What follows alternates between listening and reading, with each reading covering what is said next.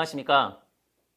해가 지날수록 청렴에 대한 가치는 커지고 있습니다. 하지만 뉴스를 보면 공직자가 금품을 수수했다, 기업에서 가격 단합을 했다, 이러한 기사들을 심심치 않게 나오고 있는 것도 사실입니다. 그러기엔 공직자와 기업 그리고 국민들이 체감하는 청렴도의 차이를 줄이는 노력은 무엇보다 중요하며 부패 신고 및 공익 신고에 대한 올바른 이해가 필요한 시점입니다. 대학을 졸업하자마자 제약회사에 입사한 A씨. 회사에서 주어진 업무는 각종 리베이트 업무를 담당했습니다. 처음엔 불법인지도 모르고 시키는 일만 했습니다. 시간이 지날수록 주어진 업무만큼 고통의 무게도 커져갔습니다.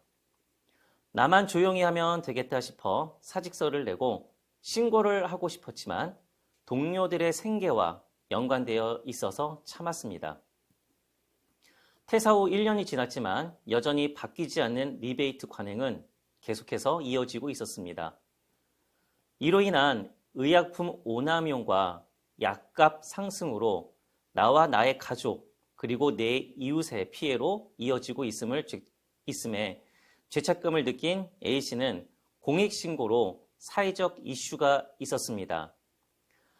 이 공익신고로 인해 의료계와 제약업계의 검은 돈 거래를 막기 위한 법 개정도 이루어졌습니다. 앞에서 본 사례에서 사례자가 여러분이었다면 어떻게 하시겠습니까?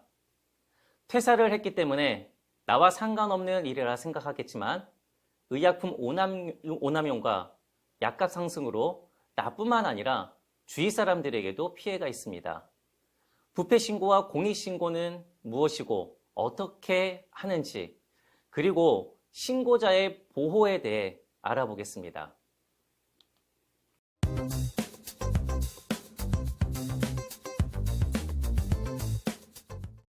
부패하려는 자, 막으려는 자.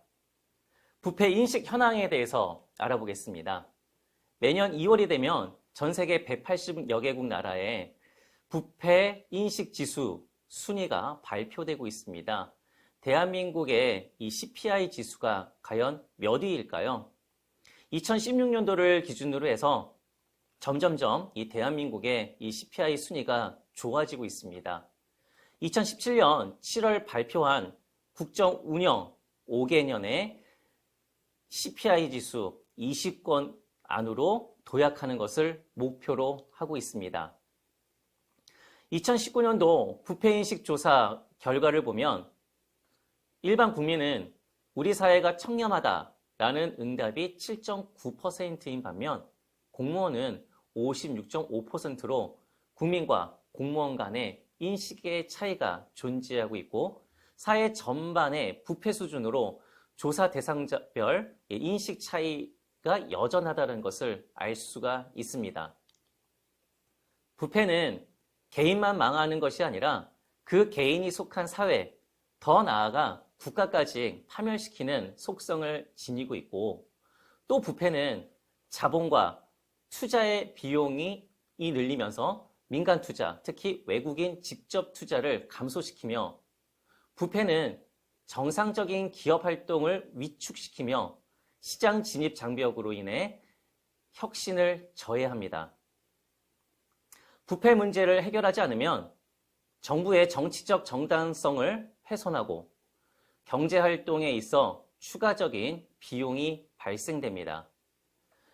국가의 생존과 지속적인 발전을 위해 우리 사회 부패 척결이 최우선적으로 다루어져야 할 내용입니다. 부패 행위의 개념에 대해서 알아보겠습니다. 부패 방지 및 국민권익위원회 설치와 운영에 관한 법률을 보면 부패 행위는 첫 번째, 공직자가 직무와 관련해서 지위, 권한 남용 또는 법령 위반을 통해 사익을 도모하는 행위. 두 번째, 공공기관의 예산 집행, 재산관리, 계약 과정 등에서 공공기관의 재산상 손해를 가하는 행위. 이 첫 번째와 두 번째 같은 행위를 은폐, 강요, 권고, 제2 유인하는 행위라고 정하고 있습니다.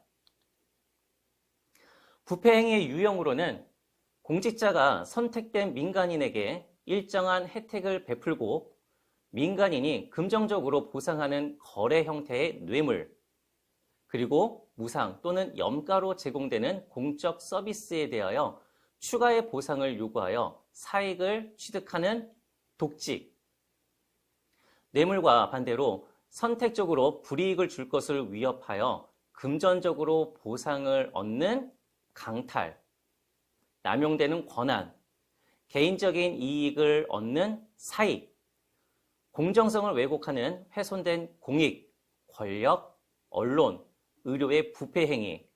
마지막으로 정경유착들의 부패 행위가 그 유형이라고 볼 수 있습니다. 공직자 사익 도모로 한 사례를 하나 보겠습니다.